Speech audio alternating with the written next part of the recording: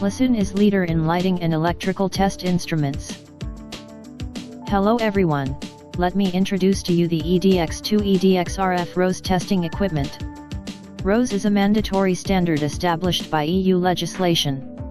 Its full name is Restriction of Hazardous Substances. LaSun EDX2 RoHS testing equipment is designed for this standard.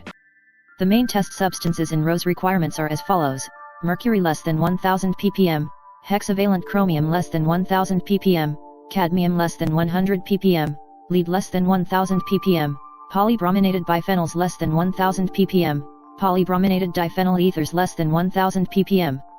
We can also add other elements such as chlorine, sulfur, barium, antimony, arsenic, etc. for qualitative analysis. LaSun EDX2 RoHS system contains a gold chip for initializing the device.